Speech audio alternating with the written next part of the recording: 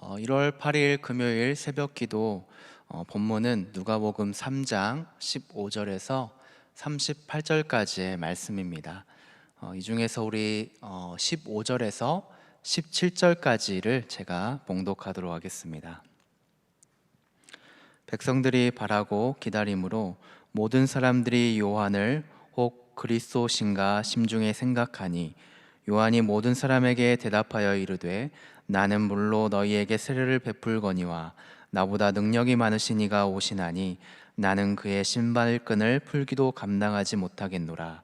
그는 성령과 불로 너희에게 세례를 베푸실 것이요 손에 키를 들고 자기의 타작마당을 정하게 하사 알곡은 모아 곡간에 들이고 쭉정이는 꺼지지 않는 불에 태우시리라. 아멘.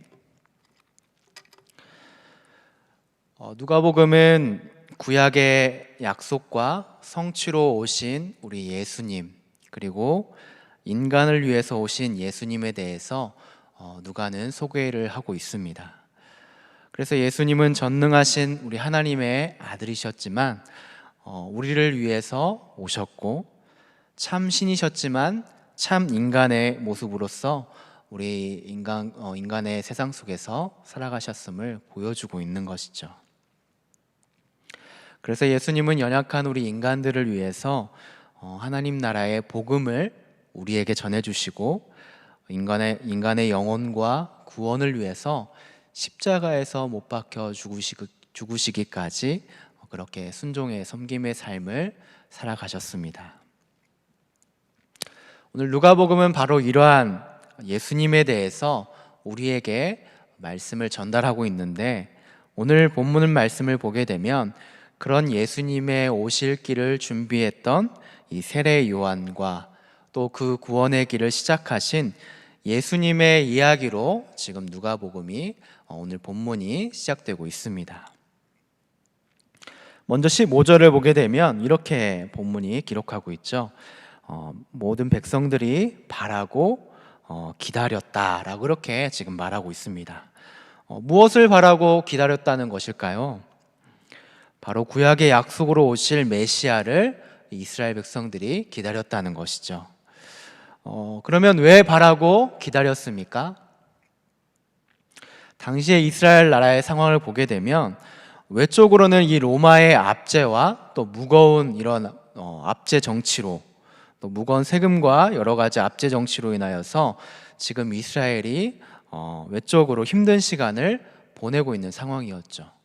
또 내부적으로는 어땠습니까? 영적인 암흑기에 놓인 이스라엘의 상황을 우리가 보게 됩니다. 이스라엘 백성들이 하나님을 섬기기보다는 다른 우상들을 섬기고 또 다른 이방 나라를 의지하다가 결국에는 이스라엘 왕조가 멸망하게 되는 그러한 상황을 우리가 보게 되는 것이죠. 그래서 하나님이 응답하시지 않는 긴 영적인 암흑기를 지금 내부적으로는 이스라엘이 겪고 있는 상황이었습니다. 이것이 바로 외부적으로 또는 내부적으로 이스라엘이 처한 상황이었던 거죠. 그런데 이런 모습을, 당시 이스라엘의 모습을 보면 마치 우리의 모습과도 조금은 닮은 듯한 모습을 보게 됩니다. 우리도 지금 코로나로 인하여서 외부적으로나 또 내부적으로 어려운 점들이 참 많이 있죠. 우리를 압박하고 힘들게 하는 상황들이 많이 있다는 것입니다. 외부적으로는 어떤가요? 경제적인 우리 압박과 또 질병들, 이런 것들이 우리를 위축하고 힘들게 만들고 있는 그러한 상황인 것이죠. 또 내부적으로는 어떻습니까? 이런 상황이 우리에게 지속되다 보니까 우리가 이러한 상황 가운데 믿음을 지키기가 참 어렵다라고 하는 것을 우리 상황 가운데 우리가 깨닫게 되는 것이죠. 현장에서 우리가 예배를 드리지 못하게 되는 그러한 답답함과 또 믿지 않은 사람들의 따가운 시선들은 우리 믿음 생활에도 지금 어려움을 만들고 있습니다. 어찌 보면 오늘 본문을 대하고 있는 이스라엘의 상황과 또 우리의 상황이 조금은 맞닿아 있지 않나 생각해 보게 되는 것이죠.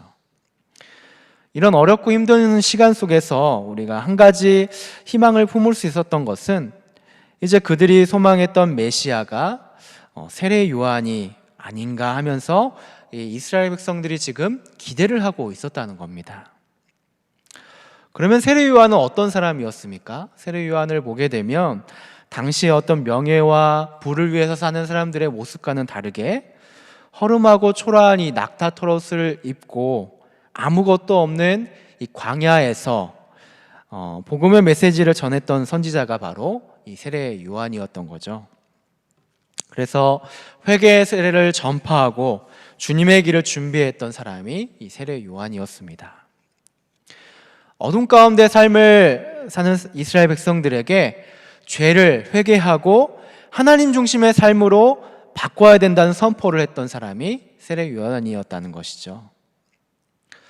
어떻습니까? 어쩌면 영영 하나님의 음성을 듣지 못할 수 있었던 그러한 시대 가운데 그런 어둠의 시대에 복음의 메시지를 전하려고 했던 이 선지자 요한이라는 사람이 등장하게 됨으로 인하여서 사람들은 이렇게 생각했다는 것이죠. 그가 그리스도신가? 라고 심중에 생각을 했다라고 이렇게 본문은 기록하고 있습니다. 그만큼 이렇게 요한이 정말 신실하게 주님이 오실 길을 준비했고 또 그 선포와 능력이 대단했다는 것을 우리가 본문을 통해서 알 수 있습니다. 그런데 요한은 어떤 말을 하고 있죠? 16절 말씀을 보게 되면 사람들이 그를 높일 때 그는 자신의 역할을 잊지 않고 이렇게 이야기를 하고 있습니다. 자신은 물로 세례를 베풀지만 자신보다 능력이 많으신 이가 곧 오실 터인데 나는 그분의 신발끈을 풀기도 감당하지 못하는 사람입니다 라고 이렇게 고백하고 있죠. 오히려 자신을 높이기보다는 예수님을 높이는 삶을 지금 그가 드러내고 있습니다. 뒤이어서 17절을 보게 되면 그분은 성령과 불로 세례를 베푸시는 분이시고 손에 키를 들고 알곡과 쭉정이를 분류하실 분이시다 라고 이렇게 말하고 있습니다. 요한은 이렇게 자신을 메시아로 생각하는 사람들에게 모든 능력이 바로 우리 예수 그리스도로 인하여서 오신다는 그 사실을 사람들에게 전해 주었고 그분이 바로 우리의 삶을 주관하실 분이십니다 라고 이렇게 지금 소개를 하고 있는 것입니다. 이렇게 18절 말씀을 보게 되면 영적으로 여러 가지로 많은 사람들에게 하나님 나라의 복음을 전하고 오실 메시아에 대해서 전하고 있던 이 세례 요한 그런 모습을 우리가 살펴보게 되는데 그런데 뒤이어서 나오고 있는 요한의 상황을 보면 어떤가요? 헤롯 왕을 책망한 일로 복음을 전하는 일에 책망한 일로 세례 요한이 지금 옥에 갇히고 있는 것이죠. 이렇게까지 신실한 요한이 어떻게 지금 이런 힘든 시간들을 겪고 있는 걸까요? 우리가 이 모습을 보게 되면 믿음의 삶을 산다는 것이 항상 우리가 쉽고 또 때로는 행복하고 아름다운 것만 있는 것이 아니라는 것을 본문을 통해서 깨닫게 되는 것이죠.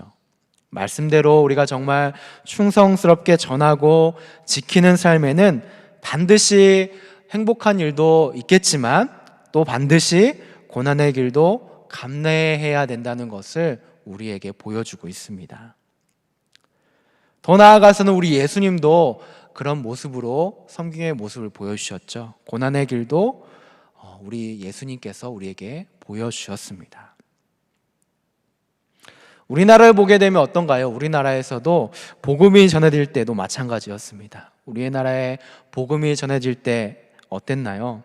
얼마나 많은 사람의 수고와 또 순교자의 피가 희생되었습니까?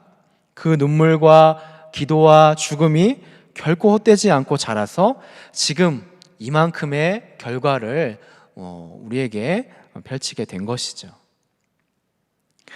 그런데 지금 우리의 현실도 보게 되면 세례 요한의 때처럼 녹록치 않음을 보게 됩니다. 우리 역시도 지금 어려운 때를, 어려운 시기를 보내고 있는 것이죠. 그러나 사랑하는 우리 성도 여러분, 우리가 지금 흘리는 눈물과 고난과 어려움, 그런 시기들이 결코 헛되지만은 않음을 여러분들이 꼭 기억했으면 좋겠습니다. 이 시간이 정말 고난으로서만 끝나는 것이 아니라 정말 우리에게 영적으로는 유익이 되는 그러한 시간이 되었으면 좋겠습니다. 우리 예수님께서는 이미 다 알고 계셨을 테지만 우리 인간을 위해서 사역을 시작하셨고 그 고난의 길을 걸어가셨음을 우리가 본문을 통해서 보게 됩니다. 오실 메시아를 위해서 그 길을 준비했던 요한으로 인하여서 마침내 예수님이 백성들 가운데 이렇게 찾아오셨을 때 가장 먼저 하셨던 일이 무엇이었습니까? 21절 말씀을 보게 되면 백성들이 다 세례를 받을 때 우리 예수님도 이 물로 세례를 받으시는 그러한 장면을 우리가 보게 되는 것이죠. 요한의 세례는 본래 인간의 추악한 죄를 돌이키고 이제 사하기 위해서 받았던 그런 물 세례였는데 왜 예수님은 지금 그 회개의 세례, 물 세례를 지금 누가복음 본문에서 지금 그렇게 받고 있는 걸까요? 한마디로 예수님은 자기의 백성, 잃어버린 자들을 위해서 죄 사함의 근거를 지금 마련하시기 위해서 그렇게 지금 물로 세례를 받으시고 있다는 것이죠.